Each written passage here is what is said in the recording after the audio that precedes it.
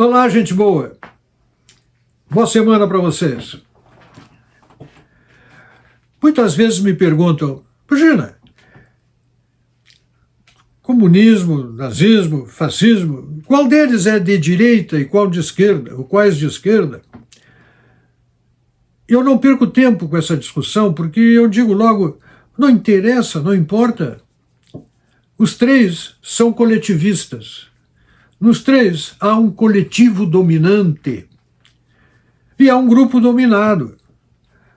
E o grupo dominado tem um valor infinitamente inferior ao valor do grupo dominante, do coletivo dominante. Uns são os senhores da história, os outros são os manés. Uns são o poder, os outros são os desapoderados, os despossuídos. E são eliminados por algo que está fora da sua natureza e da dignidade de sua natureza, que é a dignidade natural de ser alguém pessoa humana. Não é isso que importa. Importa qual é a cor da tua pele, importa qual é a tua raça, importa o que tu eras, o que tu fazias antes de nós chegarmos ao poder, qual era a tua atividade, o que tu pensas, quais são as tuas ideias. Que livros tu lês? Tu estavas na praça? Tu assinaste o manifesto aquele? De onde é que tu vens? Por que tu não integras o coletivo? E aí vem os julgamentos coletivos, como consequência dessa história tão coletivista que integra a natureza dos totalitarismos e das tiranias. Uns mais permanentes, outros menos permanentes, mas, em essência, a mesma coisa. Há um poder que se alça sobre os demais e impõe a sua racionalidade, a sua lógica e as suas próprias leis, que as maneja como quer, com maior destreza ou menor destreza. Mas são assim. Os julgamentos coletivos são uma característica disso. E as palavras de Béria são muito claras, né? Lavrenti Béria, um demônio, que trabalhava exatamente nessa área para Stalin. Era um homem frio e ele dizia, me mostra o homem e eu mostro a culpa. Tem muito disso nos julgamentos coletivos, por vezes chamados multitudinários. Crimes praticados pela multidão, crimes praticados pela natureza da multidão dominada. Mas ele pertence, esse senhor, esta senhora, esta família, esse grupo, todos eles, pertencem ao grupo que nós rejeitamos, porque estão lá abaixo de nós na escala moral, da dignidade pessoal.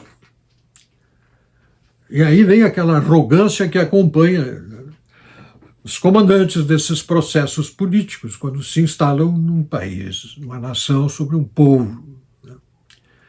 Lá se vai a dignidade humana. Basta ler, né, a história dos coletivismos e como eram os tribunais coletivos ao tempo de Mussolini, de Stalin e de Hitler. Isso está escrito para quem quiser se dar o trabalho de estudar. É a lógica do lobo. Analogamente se pode dizer assim, é a lógica do lobo. Eu não sei se La Fontaine, ao escrever essa fábula, tinha ideia da natureza política da fábula, da sabedoria política daquilo que ele descreveu. Porque ele é um homem, ele nasceu no século XVII, viveu sua vida durante toda a sua vida, praticamente, durante o reinado de Luís XIV, que teve um longo reinado, que era a excelência do absolutismo monárquico, o Rei Sol, Luís XIV de França. E ele era amigo de Luís XIV. Então não sei se ele tinha ideia da natureza política da fábula, mas ela é de uma riqueza extraordinária. Aproxima-se o lobo, grupo dominante, predador. O cordeiro bebendo água lá embaixo, e ele, como é que tu te atreves a turvar a água que eu vou beber?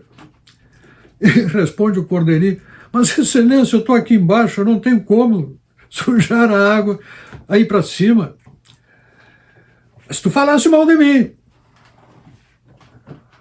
o ano passado, Mas, senhor, eu nasci esse ano, eu não existia no ano passado.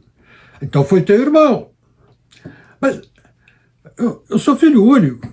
Vocês vejam que o julgamento do Cordeiro transcorre num clima em que ele tinha alguma culpa tinha que de ser lançado em si, porque ele pertence ao reino dos manés. Ele é o mané da história. E o lobo segue.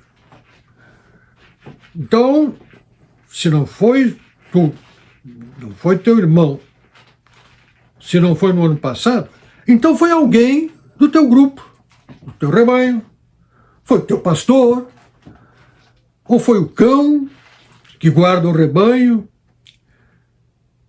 sabe lá, alguém que tu conheças, não importa, porque é necessário que eu me vingue. É necessário que eu me vingue. No reino animal é assim. Mas lá, como diz La Fontaine, lá no fundo da floresta,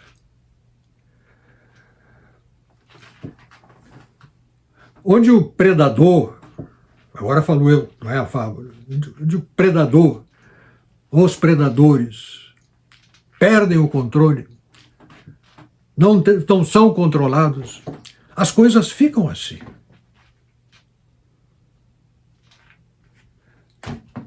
Pense nisso. Meu nome é Percival Pugina, quero meu país de volta. Não solto a ponta da corda e peço a Deus que abençoe o Brasil, a nação brasileira, livrando-a de todo mal. Amém.